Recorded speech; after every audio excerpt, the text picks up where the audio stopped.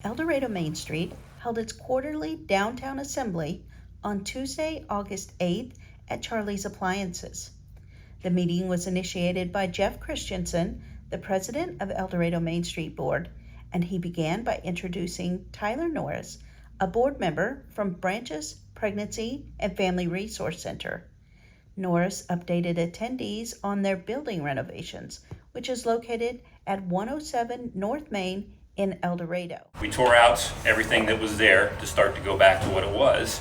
And then in the spring, we came across a grant opportunity that could potentially allow us to finish both floors of the building, because at that time we were thinking one floor we would use, and the second floor would become a phase 2, phase 3, something in the future. But we came across the grant opportunity that would allow us to do both floors, and we pursued that quickly in April and May with some excellent staff members at Branches and Gravity Works bent over backwards for us to put together everything we needed quickly to apply for that grant. And fortunately, we have received the grant verbally. We're still waiting on all the paperwork to get that signed and done. Stuff with the government runs really, really slowly, and so we're waiting on all the paperwork to come through for that. And so with the funds from the grant, the monies that we have fundraised for over the years, and there's also a private donor, it looks like, that's going to allow us to reach the full 1.8 million we need to do both floors of renovation over there on the building. And so hopefully that'll be kicking up again later this year, and 9 months or so of construction, we'll be up and running over there. So part of that grant, or the main focus of that grant, was to address the child care deficit in Butler County, which, if anybody has kids, they probably ran up against that at one point in time or another here in the county. And so, along with the services that we already offer through Branches, child care kind of just slid right into there as something that would work great for both our clients and the community. And so a part of what the renovation will consist of are child care rooms. We'll be able to facilitate up to 24 kids. We're planning on 18 months and under. The program will scale up. It won't be 24 day one. We'll start with probably 6, and then we'll slowly but surely scale up. We'll have one staff member who does oversee the program, and then volunteers from there. But we're pretty well versed in volunteers, because that's what our whole organization primarily runs on, with the exception of some paid staff members also, but we have a large volunteer staff. Following Norris, Thea Howard-Dickson, Executive Director of the Coutts Museum of Art, spoke about their museum's ongoing renovation. Howard-Dickson presented a video showcasing their design plans. Similarly, we've been fundraising. The museum has been fundraising since at least 2014 for a renovation on the corner of Central and Main. And it's kind of taken some starts and stops with the changes of staff and as things go along. And finally, we got to a place where we were just ready to move on. And we were looking at renovating the entire 4-story building of the 4-story building that used to be the bank. And that's just too cost prohibitive at this point. So what we decided to do is take a phased approach. Our first phase will work with that 1-story building that's in between the 4-story and the current Coutts Museum of Art. So this is the current museum building. You'll see here this is the 4-story building on the corner. And so this is the 102 building that's currently a 1-story brick building. And this is our designed and this video also put together in the books by Gravity Works.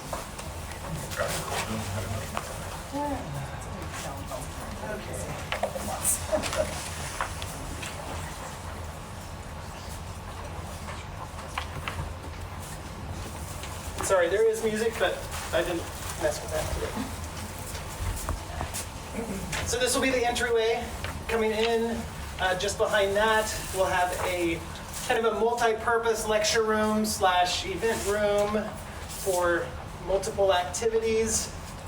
Going up the stairs after that, and we'll have a huge square art gallery that's going to be for almost, I think, 20 feet tall. Is that right? I think. And we'll be able to hang huge sculptures, and it'll just be a really great place for art. And then on the top floor, we're going to install rooftop space where we can hold community events as well as hopefully art programming up there as well. And so this is the renovations that we're looking at. The part of the problem that we've had to deal with, which actually kind of works out, is you see the stairwell here that works as navigation space to get through the museum. It also has to be the exit, the emergency exit for the 4-story building. So there's been kind of some playing with the levels, but those stairwells also work. The brick will be kept exposed and will help save and protect that side of the building as well. So here is our booklet. It just kind of goes through some of the things that these spaces are for. As far as timing for this, we have been working, so there's a bottleneck on structural design, and so we've kind of had to wait, and then working with city events, we're hoping to start construction on this right after Gold Fest, the city of Gold Fest. Which is And- September. Yes. What is the date? September 23rd. 23rd, right. They've been very kind and are waiting. We do know, so we're working with Concode Construction is our project manager basically, and they're working on designs and possible how they're gonna close the streets for some of the dump bins, and so we're gonna wait till after Gold Fest for that. And then we're looking at maybe a year. I would suspect that might kind of get pushed back as construction goes along, as it does on large projects. Is that about right, maybe? Yeah. You go for a year, and, you know, Right? probably a year and a half. You're right. As far as funding, in 2014, when the museum started, so it's a $3 million project, and we are still trying to keep it at that limit, which is where it started in 2014. So we'll be working with that as the prices change. In 2014, the campaigns, they raised about $750,000. The museum has also pledged $750,000 of their investments to the project. And so we are at $1.5 million raised right now. So we're halfway there. We'll be fundraising throughout the project, but we do have means in place to continue with the project as necessary. So we hopefully won't run into a stopping point or a snag once we've started. City engineer Scott Rickard provided an update on several downtown El Dorado infrastructure projects. Well, thank you for having me. It's exciting. The Coutts is moving and what Nathan and Nicole are doing down there. Branches is awesome. So a lot of cool things happening in downtown El Dorado, with more to come. So the city was fortunate enough to receive about $4 million in grant funding to improve infrastructure. And the majority of that's going to be spent in our downtown area. One of the first projects is going to be to address stormwater concerns. So when it rains, ponding water in the streets, impacting parked vehicles, traffic, and all that. So over about the last 9 months, we've been working through design on that. The project has grown significantly from the original concept. There was a study done in about 15 years ago that looked at how do we address some of these drainage concerns downtown. And what you have in downtown is, 100-plus-year-old infrastructure, and the city's built out around it. Well, downtown's kind of our sump. It's our low points. So water tends to head in this direction. So we've found a solution, and that is going to be tearing up a bunch of Central Avenue. From about the oil museum on East Central, where the old river channel is, there's going to be a new outlet of a storm sewer pipe. That storm sewer pipe will then run on the north side of Central all the way to about Star Street. So it's going to be a large 6-foot by 6-foot box, so pretty massive. Excavation depths are going to have to be upwards of 15 feet deep through Central. So the road's going to be very, very narrow, one lane of traffic each way. You're going to see concrete barriers like you've seen on the turnpike, so no one accidentally drives off. But as you can imagine, there is a lot of work that's involved in putting a structure that massive in a corridor of a street like Central and all the other utilities. So we've got gas lines, phone lines, comms, communications, fiber optics, our own water lines, our own sewer lines, and trying to coordinate the relocation of all those and come up with some plans on that. The whole downtown area was modeled and ran through different storm events. So say it dropped an inch of rain within 30 minutes. What impact would that do? Show the shading, where the streets flood, where private property get flooded.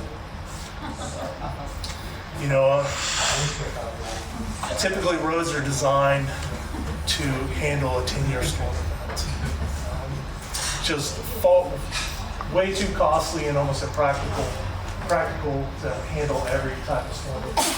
So the first effort always is going to be to protect private property and then the traveling public's safety. So that's what we really keyed in on. Part of where this project's growing a little bit is looking at a storm sewer extension on Gordy Street from Central all the way up Gordy to First Avenue. In downtown, there is 2 large storm sewer pipes. One of them is 48-inch in diameter. It runs down 4th Avenue. One's 36-inch in diameter, and it runs down 2nd Avenue. Even though the ground falls in this direction, the water goes downhill underground up. So this project will separate basins, reduce the amount of water that's being sent north to handle it along Central Avenue.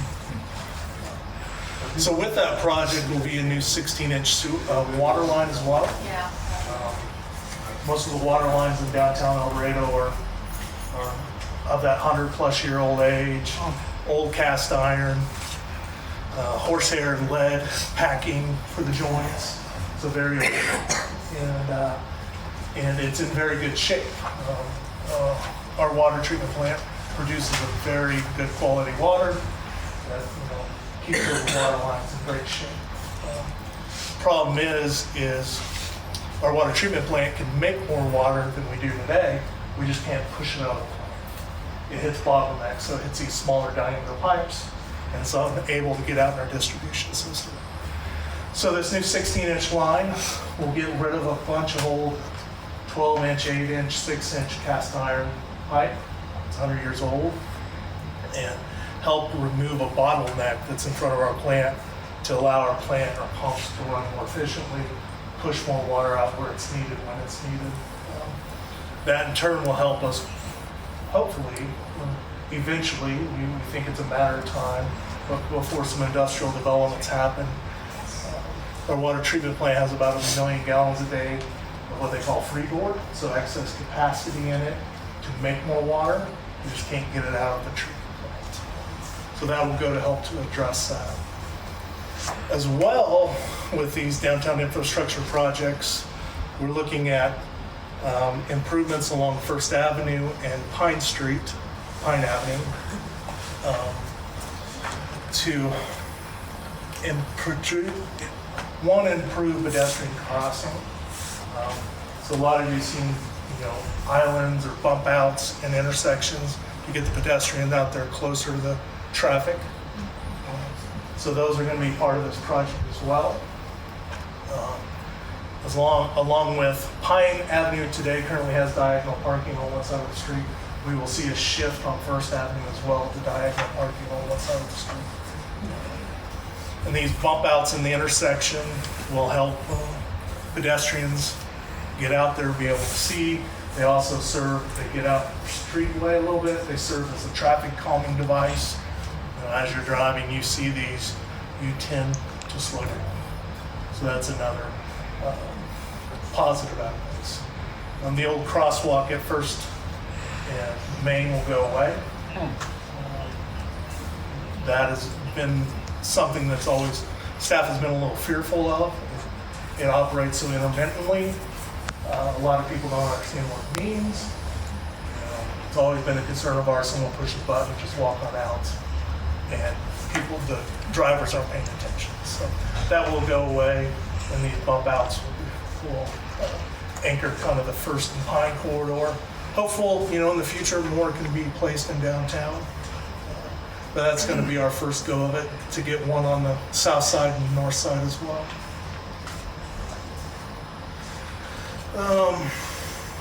One more thing, in 2 years, this project's getting fast-tracked. You will see the replacement of the East Central Bridge over the Walnut River. So that will be pretty disruptive as well. The bridge that exists there today is having some issues. So there will be a new bridge built. It'll be 4 lanes in width. Wow. It's going to be constructed to the to the south of the existing bridge. So the traffic will be maintained on the old bridge while the new bridge is getting built. Bike path will be extended around as well, similar to what it is today.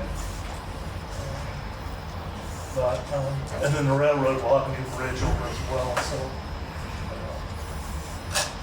sequencing-wise, coordination-wise, it's going to be a difficult project. BNSF is overpass bridge is going to have to be built, constructed on site.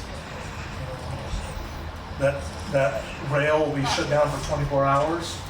That new bridge will be placed in, the overpass bridge for the rail, and it needs to be put in service within 24 hours. So it's going to be an interesting 24 hours project. Might be on vacation that week. But yeah, so that will be coming as well. You will all be hearing of a public meeting. It's going to be scheduled late in August at the Civic Center. The date's kind of up in the air a little bit right now still, but KDOT will be holding that, and they're asking citizens, anyone of interest, to come to that, hear about the project, give them information as well. I mean, there's things that the city's going to have to consider, like should there be more decorative lighting on it? I mean, should it just be a standard highway bridge? There's going to be questions like that. Christensen asked Officer John Thompson of the El Dorado Police Department about the initiative to collect contact details from the business community. I will say, a couple months ago, Officer Thompson, you guys had talked about like the community program of getting contact information from the community. Like, have you guys gotten a good response on that? We've gotten quite a few. We could still use some more. I don't know of any from a lot from the downtown that we got. Okay. There's a friendly reminder if you have. We got some. The chambers got it. I have the forms at the police department.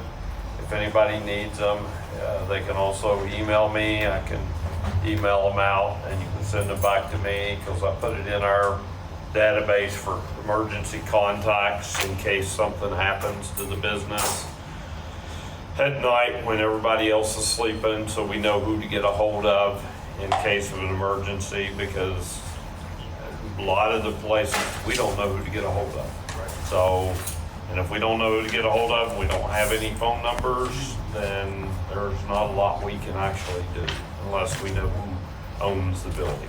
Right. Sierra Marie Bonn, El Dorado Main Street Communications Project Manager, detailed upcoming El Dorado Main Street events. So Sierra's going to talk about just upcoming events with Main Street over the next couple months. Yeah, so hopefully all of you got a flyer that Naomi, our intern, graciously made. So this is just a highlight over the next 5-ish months. August, September, October, November, December, that's 5, right? I can count. So these are just a handful of things that are coming up on our radar that we would love for all of you to attend. If you have things that you have going on in your networks, organizations, things you'd like Main Street to promote, feel free to tag us on our social media pages. Our Instagram and Facebook is down there at the very bottom of that. Note, there are 2 El Dorado Main Streets on Facebook. I don't know why. We're the cooler one. With our nice logo right there at the top, if it looks like that, that's what we are. We'll reshare it. I guess the highlights are Thankful Thursdays. Obviously, we'll be continuing. The October Thankful Thursday is going to be the chili cook-off. We've got a lot of questions about that. Everyone's super excited for that. If you have any thoughts or feedback about the chili cook-off, you attended last year, had some thoughts, suggestions, we did just post a survey. Greg Mudd with Velocity is spearheading that committee, so he is checking all of those feedbacks. Please graciously provide that feedback. It is anonymous, but please be nice to Greg anyway, whatever you decide to say. September, Thankful Thursday, we don't really have much going on, but we're really excited for back to school. We obviously, most likely, will be hosting the homecoming parade in the downtown district, so make sure you come out for that. October, like I said, is the chili cook-off, and then trick or treat down Main Street. November is an interesting month for us. We'll actually be hosting 2 Thankful Thursdays within that month, only because Old Fashioned Christmas happens the very first weekend in December, and the Thursday preceding that happens to be the end of November. So we've got some really fun things planned for Old Fashioned Christmas, including our holiday house tours, which is one of our big fundraisers for Dorado Main Street. If you have a lovely home, please contact Emily to get it on the list for houses to be toured. If you just want to look at pretty homes, please contact Emily to buy tickets. I say contact Emily because, on a personal note, my 1-year contract with Dorado Main Street is unfortunately ending at the end of this month. I would like to recognize Sierra and thank her for her year of service. She's come to us through WSU through a program called Vista, and we were able to work with WSU, and while Sierra's working on her master's and moving along in her own career, she was able to help us communicate better, as you have seen, to the community about what's going on downtown and Main Street in particular. So thank you very much. You've set a very high bar for us to follow you, but we're working on it. Wish us luck. Yes, if you know of anyone who'd like my job, send them our way. We're hiring. Christensen wrapped up the meeting underscoring the significance of the Thankful Thursday events in downtown El Dorado. If you haven't been down for Thankful Thursday, it's a really cool event that we do down here. Like, all the retailers get behind it. They have specials going on. I don't have specials, so I can't offer things on sale through what I do, but I'm always feeding people. So if you're looking for something to eat, like Charley's comes down all the time. We come down and rob Charley's from their food. Like, it's more than just like walk around the downtown. People have specials going on. Robin's usually does something cool. Charley's does something cool. Like, there's fun things happening at the vendors downtown. Like, there's all kinds of stuff that you can have, that you can see and do while on those nights. So it's kind of a cool event. So come down, grab a bite, enjoy the retailers.